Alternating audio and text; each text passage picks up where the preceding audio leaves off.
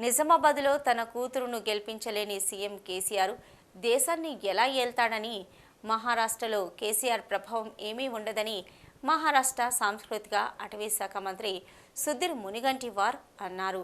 రాజన్న సిరిసిల్ల జిల్లాలోని వేములవాడ శ్రీ రాజరాజేశ్వర స్వామివారిని దర్శించుకొని ప్రత్యేక పూజలు నిర్వహించారు. అనంతరం ఆయన మీడియాతో మాట్లాడుతూ, దేశంలోని ఎన్ని పార్టీలు వచ్చినా బీజేపీ ముందు నిలబడవని, దేశాన్ని నడిపించే సత్తా నరేంద్ర మోదీకి మాత్రమే ఉందని అన్నారు. బీజేపీ పార్టీకి నెక్స్ట్ టార్గెట్ తెలంగాణని, దీంతో కేసీఆర్ కంగారు పడుతున్నారన్నారు. బీఆర్ఎస్ పార్టీది పోయే కాలమని, దేశంలో నరేంద్ర మోదీ నాయకత్వంలో గుజరాత్ లాగా బీజేపీ వచ్చే ఎన్నికలలో అన్ని రాష్ట్రాలలో క్లీన్ చిట్ చేస్తుందన్నారు. మహారాష్ట్ర బడ్జెట్ ఎంత, తెలంగాణ రాష్ట్ర బడ్జెట్ ఎంత, ఇక్కడికి అక్కడి నుండి ప్రజలు రారు, అభివృద్ధిని మాత్రమే చూస్తారని అన్నారు. మహారాష్ట్రతో పాటు దేశంలో కేసీఆర్ హవా వస్తుంది అనేది అపోహ మాత్రమేనని ఎద్దేవా చేశారు. గతంలో హైదరాబాద్ కార్పొరేషన్లో 3 స్థానాలు ఉన్న బీజేపీ 50 స్థానాలు గెలిచిందన్నారు.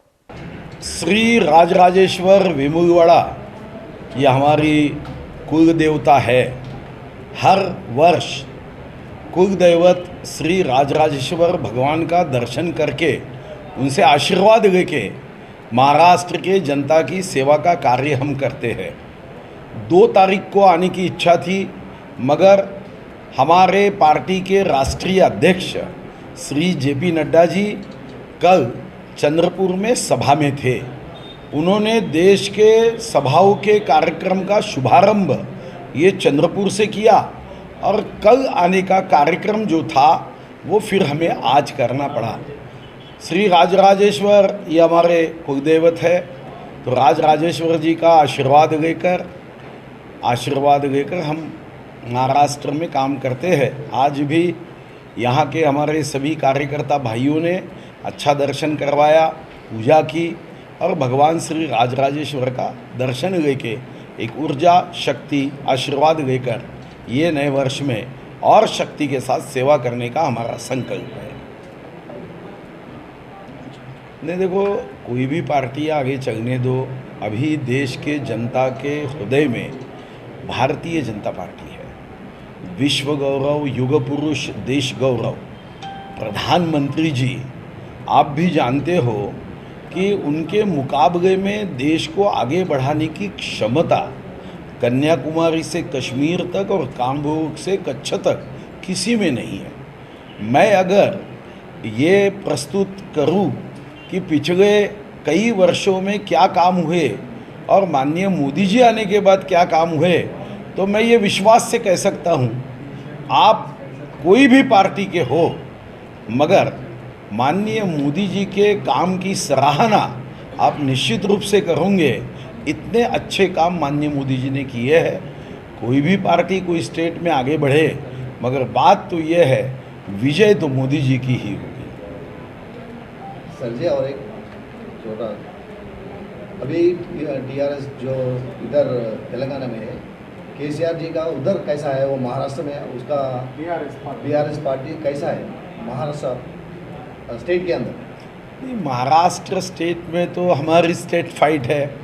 एक तरफ हिंदू हृदय सम्राट स्वर्गीय बाला साहब ठाकरे जी की जो शिवसेना एकनाथ शिंदे जी के साथ है, हम और वो हम साथ में मिलके महाराष्ट्र के जनता की सेवा करने का संकल्प करके अभी हम सत्ता चला रहे हैं। दूसरी ओर महाविकास आघाड़ी है, तो महाविकास आघाड़ी एक तरफ उद्धव ठाकरे जी की शिवसेना है जो कुछ बची कुची है, और कांग्रेस राष्ट्रवादी है जिन्होंने तो 50 साल तक महाराष्ट्र में सत्ता चलाने के बाद भी हमेशा वो फेल होते रहे। उन्होंने कोई महाराष्ट्र को आगे बढ़ाने का कभी चेष्टा नहीं की, चिंतन नहीं किया। तो महाराष्ट्र में तो यहाँ की जो आपकी पार्टी है टीआरएस, वो तो महाराष्ट्र में कोई प्रभाव नहीं होता है। मैं जहाँ से आता हूँ वहाँ तेलुगु वोटर्स बहुत है। कमल गुर्तु के मन वोटू, ये जब मैं कहता हूँ नाको आशीर्वादम ये आ गए, वोट ये आ गए, तो मुझे लगता है कि वहाँ तेलुगु भाई जो है हमारे यहाँ पे वो हमारे साथ है। और इसीलिए महाराष्ट्र में हमने एक बड़ा निर्णय किया। भिवंडी हो, सोलापुर हो, चंद्रपुर हो, बल्लारपुर हो, यहाँ तेलुगु भाई है। अभी मेरे तरफ जो विभाग है उसमें से एक विभाग सांस्कृतिक विभाग भी है। महाराष्ट्र में इसके पहले हिंदी अकादमी थी, सिंधी अकादमी थी, गुजराती अकादमी थी।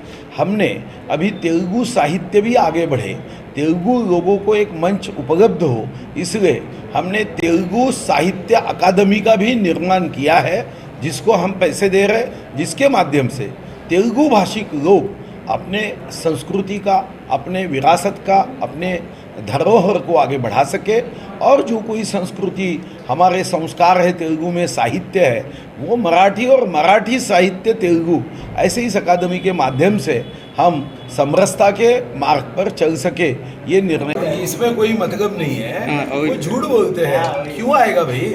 महाराष्ट्र का बजट कहाँ है, तेलंगाना का बजट कैसे, तो लोग यहाँ क्यों आएंगे? वहाँ पे जो नेशनल हाईवे बन रहे हैं, वहाँ पे बाकी प्रोजेक्ट्स हो रहे हैं, तो क्यों गाँव वाले आएंगे? मुझे लगता है कि प्रोपेगेंडा करते हुए अपने अपयश को छुपाने की कोशिश है। जब ये यहाँ की सरकार को ये पता हुआ है कि हम अभी धोखे में हैं, आप भी जानते हो कि सीएम की बेटी लोकसभा में पराभूत हुई। सीएम की बेटी जो अपने बेटी को चुन के नहीं गा सकेगा, वो औरों को कैसे गा सकता है? निजामाबाद में तो हार गए ना बेटी, तो कैसे है? तो आगे तो आने वाले दिनों में ये पक्का है, यहाँ देशभक्ति का झंडा फहरेगा। अभी नेक्स्ट जो मिशन है, मिशन तेलंगाना। आप भी जानते हो हैदराबाद के कारपोरेशन में भारतीय जनता पार्टी 3 थी, 3 से 50 हुई। अब विधानसभा में भी भारतीय जनता पार्टी पिछले चुनाव में थोड़ी कम थी, मगर अभी जब मोदी जी की लहर आएगी, सुनामी आएगी, तो अच्छे गुजरात जैसे समाप्त हो जाएंगे।